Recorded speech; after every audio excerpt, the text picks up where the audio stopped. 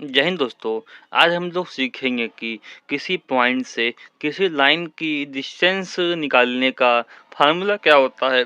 हमारे पास ये x Y plane हो गया, ये एक्स एक्सिस हो गई और ये हमारे पास वाई एक्सिस हो गई और हमारे पास ये लाइन हमारी एल हो गई, जिसकी इक्वेशन है A X plus B Y plus C equal to zero. और हमारे पास ये पॉइंट हमारे पास पी हो गया, पी इसके कोऑर्डिनेट हो गया x one comma y one. और इसकी मतलब कि पी से लाइन एल की परपेंडिकुलर डिस्टेंस ले ली, मतलब कि पी से लाइन एल पर हमने परपेंडिकुलर डाल दिया और इसकी हमने डिस्टेंस मान ली डी। तो ये डी को हम लोग कैसे कैसे कैलकुलेट करेंगे, उसका फार्मूला क्या होता है वो हम लोग को आज सीखना है। सबसे पहले करना है, इसमें कुछ नहीं होता, ये x one comma y one है और ये लाइन है x plus B Y plus C equal to zero. हम लोग को इस पॉइंट को इस लाइन में सेटिस्फाई करवा देंगे, मतलब कि एक्स की जगह एक्स वन, वाई की जगह वाई वन रख देंगे और फिर अपॉन में under root a square plus b square हो जाएगा। तो हमला बन गया d equal to mod a x one plus B y one plus c upon under root a square plus b square.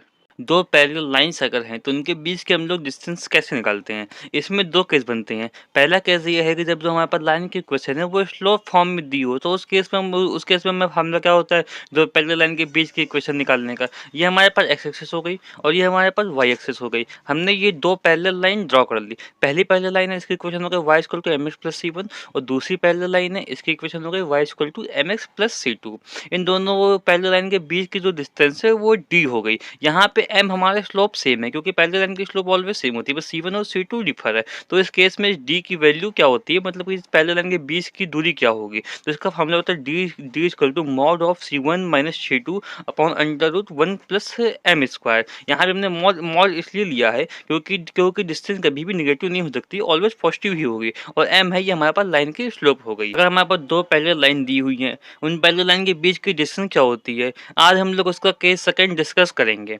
हम केस सेकंड ये है कि हमारे पास जो लाइन की इक्वेशन दी हुई है वो अपने जनरल फॉर्म में दी हुई है। ये हमारे पास एक्स वाई प्लेन हो गया, ये एक्स एक्सिस हो गई और ये वाई एक्सिस हो गई। हमारे पास दो पैरेलल लाइन है, पहली लाइन की इक्वेशन है A X plus B Y plus C one equal to zero और दूसरी लाइन की हमारे पास इक्वेशन हो गई A X plus B Y plus C two equal to zero. और इनके बीच की डिस्टेंस है वो हो गई डी। तो डी को कैलकुलेट करने का फॉर्मूला होता है d equal to mod c one minus c two upon under root a square plus b square. इस फार्मूले की हेल्प से हम दो पैरेलल लाइन के बीच की डिस्टेंस कैलकुलेट कर सकते हैं, जब हमारे पास दोनों लाइन अपना जनरल फॉर्म में दी हुई उनकी इक्वेशन में। हम लोग को एक पॉइंट दिया हुआ है 3 माइनस फाइव और लाइन की इक्वेशन दी हुई है 3x minus four y minus 26 equal to zero. तो इस पॉइंट की इस लाइन की इक्वेशन से दूरी कितनी होगी, डिस्टेंस कितनी होगी, ये हम लोगों से पूछा गया है। सबसे पहले जो लाइन की इक्वेशन है 3x minus four y minus 26 equal to zero, इसको हम लोग ने लिख के इक्वेशन मान लिया।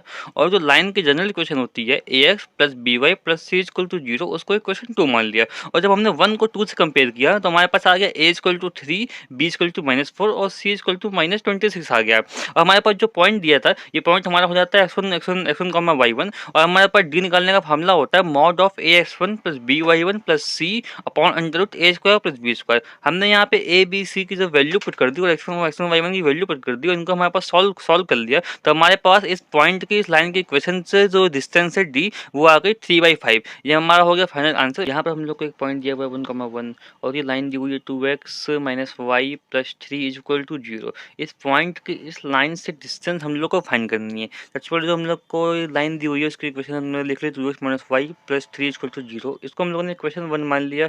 और हमारे पास लाइन की जनरल इक्वेशन होती है ax plus B Y plus c is equal to zero, उसको हमने लिख लिया और इसको इक्वेशन 2 मान लिया।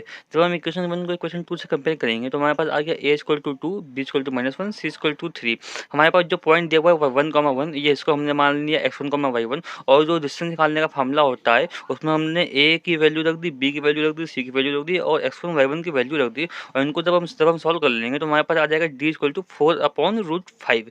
ये हमारे पास जो जो जो आई है डिस्टेंस निकल के 4/√5, ये हमारे पास पॉइंट 1,1 के line 2x minus y plus three equal to zero से डिस्टेंस है। तो इस क्वेश्चन में हम लोग को दो पैरेलल लाइन दी हुई है 3x minus four Y plus seven equal to zero and 3x minus four Y plus five equal to zero. इन दोनों पैरेलल लाइन के बीच के इक्वेशन फाइंड करने के लिए बोला गया है। जब इन दोनों पैरेलल लाइन को हम लोग लाइन की जनरल इक्वेशन से कंपेयर करेंगे जो कि होती है ax plus B Y plus C one equal to zero and ax plus B Y plus C two equal to zero. तो हमारे पास आ जाएगा a equal to 3, b equal to minus four और सी वन इक्वल टू 7 आ जाएगा and c two equal to 5 आ जाएगा। हमारे पास जो दो पैरेलल लाइन के बीच के डिस्टेंस को कैलकुलेट करने का फॉर्मूला होता है वो होता है d equal to mod of c one minus c two upon under root a square plus b square. यहाँ पे हम लोगों ने सी वन सी टू ए और बी की वैल्यू पुट कर देंगे और इनको सॉल्व कर लेंगे तो हमारे पास आ जाएगा d इक्वल टू 2/5। ये हमारे पास जो 2/5 है और ये हमारे दो पैरेलल लाइन के बीच की इक्वेशन है जो कि हम लोग को दी हुई थी पैरेलल लाइन। क्वेश्चन में हम लोग को दो पैरेलल लाइन दी हुई है, पहली है x + y + 3 = 0 और दूसरी है x + y + 8 = 0। हम लोग को इन दोनों लाइन के बीच की डिस्टेंस कैलकुलेट करनी है। तो जब इन दोनों लाइन को हमने जो लाइन की जनरल इक्वेशन होती है ax + by + c1 = 0 and ax + by + c2 = 0, उससे हम लोगों ने कंपेयर किया तो हमारे पास आ गया a = 1, b = 1, c1 = 3 आ गया और c2 = हमारे पास आ गया 8। हमारे पास जो दो पैरेलल लाइन के बीच की डिस्टेंस निकालने का फार्मूला होता है वो होता है d = mod of c1 - c2 और √a² + b²। हमने यहाँ पे a, b, c1, c2 की वैल्यू पुट कर दी, उनको सॉल्व किया तो हमारे पास आ गया mod of -5/√2। -5 जो है वो mod के अंदर है इसलिए यहाँ पे प्लस हो जाएगा तो हमारे पास है कि d = 5/√2। ये हो गया फाइनल आंसर। मिलते हैं नेक्स्ट वीडियो में। धन्यवाद।